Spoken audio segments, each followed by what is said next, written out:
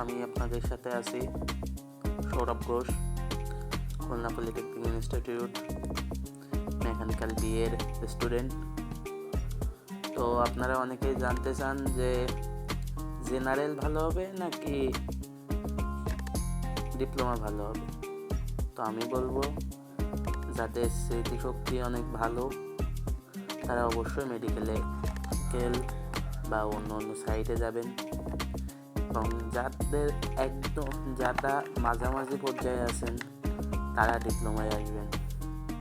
কারণ আমি তো ডিপ্লোমার স্টুডেন্ট, আমি জানি ডিপ্লোমার যে কী প্রেশার, সবাই এই প্রেশার নিতে পারে না। তো এই প্রেশার না নিতে পেরে আমার অনেক বন্ধু আছে যারা ঝরে গেছে, অনেকে আছে যারা ফ্যামিলি থেকে যাদের টাকা পয়সা করতে পারতেছে না। তো তো মূলত ডিপ্লোমাটা হচ্ছে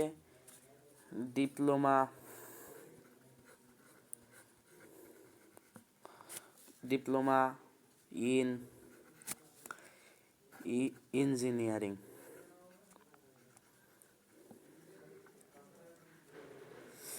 ডিপ্লোমা ইন ইঞ্জিনিয়ারিং এটা মূলত যারা ইঞ্জিনিয়ার হতে চায় তাদের জন্য।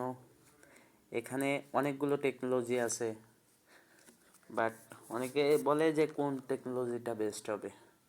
শুনেন আপনাদের আমি বলি। তো যার আর যেটা ভালো লাগে, মানে যার যে বিষয়ের উপরে আগ্রহ আছে সে সেই টেকনোলজিতে যাবেন।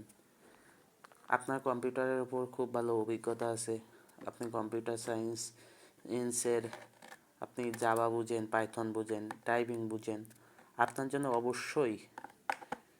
অবশ্যই কম্পিউটার টেকনোলজি বেস্ট হবে। সেই সময় আপনি ধরেন বিভিন্ন মেশিন সম্পর্কে বুঝেন, তাহলে আপনার জন্য মেকানিক্যাল টেকনোলজি বেস্ট হবে। আপনি যদি আর্কিটেকচারের কাজ করতে চান আর্কিটেকচার বেস্ট হবে। তারপরে বিভিন্ন টেকনোলজি আছে। তো এখানে বেশি না, আমি সিভিল এবং মেকানিক্যাল ইলেকট্রিক্যালের কথাই বলবো। মেকানিক্যালকে বলা হয় মাদার অফ ইঞ্জিনিয়ারিং অ্যান্ড সিভিলকে বলা হয় ফাদার অফ ইঞ্জিনিয়ারিং। তো এই দুইটা টেকনোলজি পেশার সবচেয়ে বেশি। এর পেশার সবাই নিতে পারে না। অনেকে আছে উজুগে পড়ে ভর্তি হয়, কথাটা খারাপ লাগলেও সত্য। অনেকে আছে না জেনে না বুঝাই ভর্তি হয়ে যায়, এবং কিছুদিন শহরে আসে, মা বাবার টাকা ধ্বংস করে দেয়, দিয়ে তারা ড্রপ খেয়ে চলে যায়। তো ভাই এমন তো দরকার নাই ভাই, কোনোভাবেই দরকার নাই।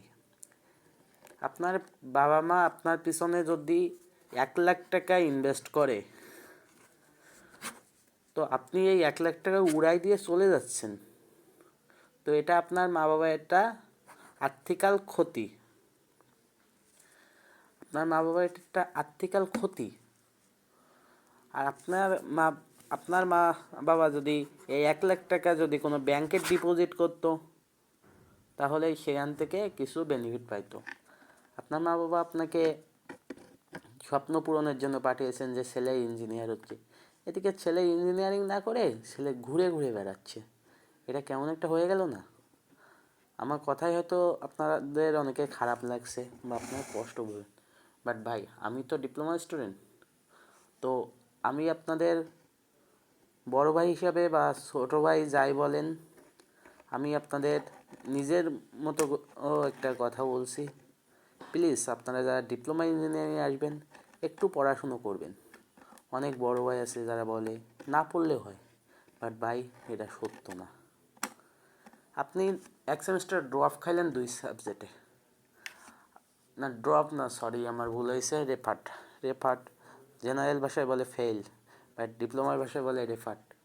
আপনি এটা রেফার্ট খাইলেন, কিন্তু এখানে কারিগরিতে সুবিধা কি, এটা আপনি নেক্সট ইয়ারে আবার পরীক্ষা দিচ্ছেন, তখন আপনার জন্য কতটা এটা প্রেশার হয়ে যাচ্ছে আপনি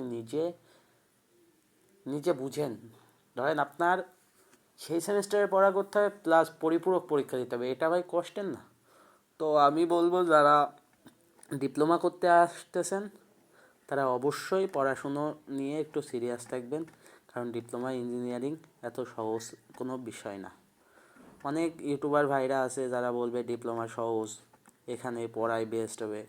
বাট ভাই আমি বলছি, আমি নিজের অভিজ্ঞতা থেকে বলছি ভাই, আপনারা যদি চাপ নিতে না পারেন তো দরকার নাই, কষ্ট পাবেন না আমার কথাই। আমি আগেও আপনাদের কাছে ক্ষমা চাইছি, আবারও ক্ষমা চাচ্ছি, আমার কথা কেউ কষ্ট টষ্ট পাইয়েন না। তো আজকের মতো আসি, আবার দেখা হবে নেক্সট ভিডিওতে। ভালো থাকবেন, সুস্থ থাকবেন।